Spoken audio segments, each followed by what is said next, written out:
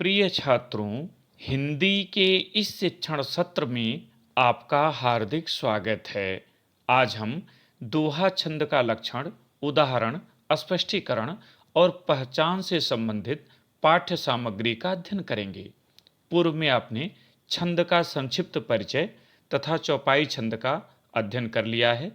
आप मात्रा गणना की पद्धति से भी परिचित हो चुके हैं। अतः आइए आज हम दोहा छंद का परिचय प्राप्त करें। दोहा छंद का लक्षण अथवा परिभाषा ध्यान रखिएगा। लक्षण और परिभाषा दोनों एक ही बात है। प्रायः परीक्षा में लक्षण ही पूछा जाता है। यह अर्धसममात्रिक छंद है। इसमें 4 चरण होते हैं। इसके पहले और तीसरे चरण में 13-13 मात्राएं तथा दूसरे और चौथे चरण में 11-11 मात्राएं होती हैं। इसके विषम चरणों के प्रारंभ में जागरण का निषेध है और सम चरणों के अंत में लघु होना चाहिए। सम चरणों में तुक होनी चाहिए, यति चरण के अंत में होती है।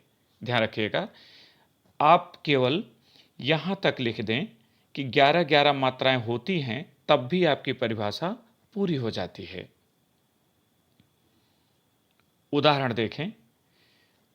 श्री गुरु चरण सरोज रज, निज मन मुकुर सुधार, बर नव रघुबर बिमल जसु, जो दायक फल चार।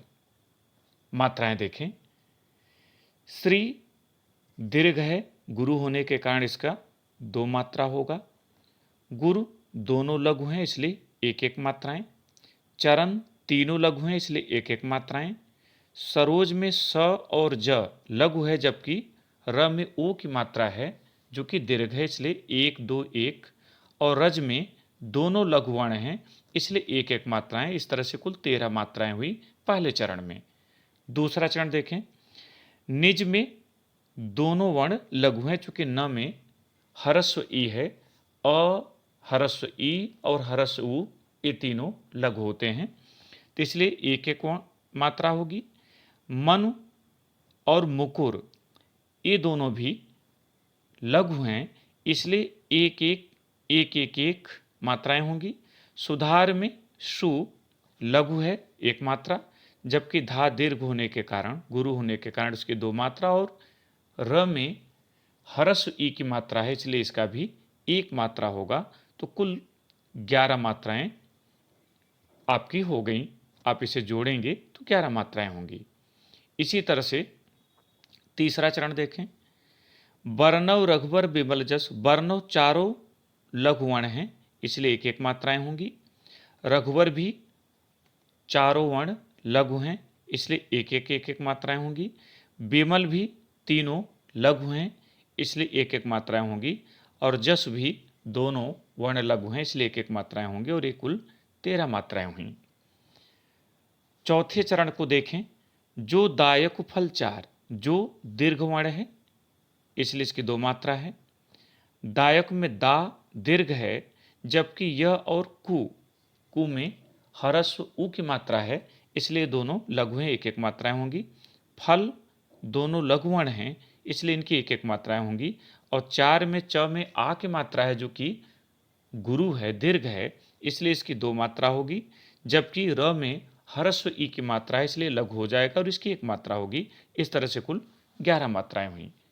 पहले चरण में 13 मात्राएं, दूसरे में 11, तीसरे में 13 और चौथे में 11। इसके आधार पर आप स्पष्टीकरण लिखेंगे। प्रस्तुत उदाहरण में 4 चरण हैं। इसके पहले और तीसरे चरण में 13-13 मात्राएं तथा दूसरे चौथे चरण में 11-11 मात्राएं हैं। सम चरणों के अंत में लघु का विधान है, चरणों के अंत में यति है, अतः यह दोहा छंद का उदाहरण है। एक उदाहरण और आप देखें। मेरी भव बाधा हरो, राधा नागर सोई, जा तनकी झाई परे, श्याम हरित दुति होई। चूंकि मात्रिक छंद है, इसलिए मात्राएं लगाना बहुत आवश्यक है और मात्राओं के नियमों का आपको ज्ञान होना भी आवश्यक है, जो कि आपने चौपाई छंद में अच्छे से पढ़ लिया है। तो उसी आधार पर आइए। मेरी में दोनों ही वर्ण गुरु हैं, इसलिए यहां 2-2 मात्राएं हुई। क्योंकि म में ए की मात्रा है, ए, ऐ, ओ, औ दीर्घ होते हैं। भव में दोनों लघु हैं इसलिए एक एक मात्राएं। बाधा में दोनों ही दीर्घ हैं, आ दीर्घ होता है, गुरु होता है, इसलिए दोनों में दो दो मात्राएं।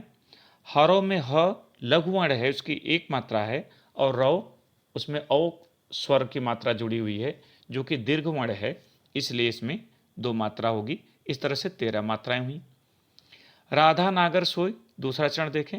राधा दोनों में ही आ की मात्रा होने के कारण दीर्घ हैं दोनों वर्ण, दो दो मात्राएं। नागर में न में आ की मात्रा इसलिए दीर्घ होगा, जबकि ग और र दोनों लघु होंगे, क्योंकि र में हरस्वी की मात्रा है इसलिए एक एक मात्राएं होंगी।